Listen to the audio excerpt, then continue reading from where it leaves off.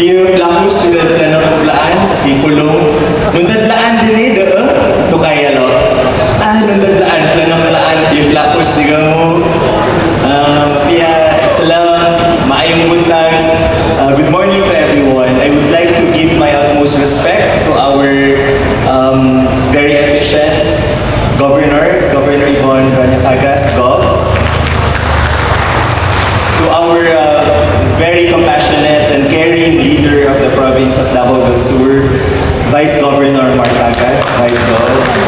To all of the members of the Sanggunian, to all of the men and women of the Philippine National Police, to the board members, to the department heads, at lahat po ng mga empleyado at Davsuranons, magandang umaga po sa inyong lahat.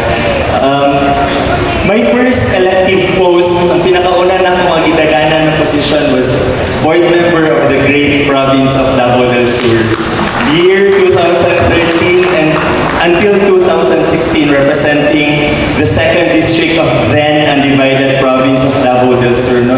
Gikan sa Kidlawan to Sarangani. Pero kung nahirapan si Gov. Mark magkampanya sa JAS, naglisod po ito kampanya.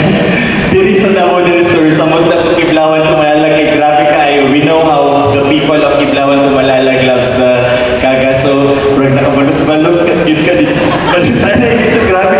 Murag hapit ko malas din sa Kiblawan to Malalag. But just like I always say, this tragedy has a unique way of uniting people. Because of the earthquake tragedy, the Joyce family has united with the Cagas family, and I am eternally grateful for this opportunity to stand alongside the pillar of Davao del Sur, which is the Cagas family. Gov, salamat kaayo, and Gov, I call you Gov and Boss. Salamat kaayo, no?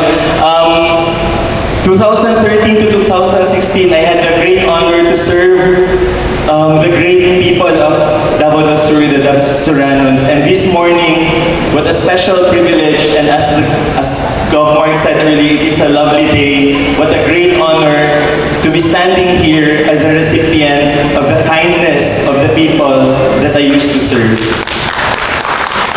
From the people of Jose Abad Santos, the Joseños, pinaparating ko po sa inyong lahat ang aming taus-pusong pasasalamat sa inyong pagpakita ng pagpamahal at pakikiisa sa pinakamahirap na panahon na aming kinakaharap.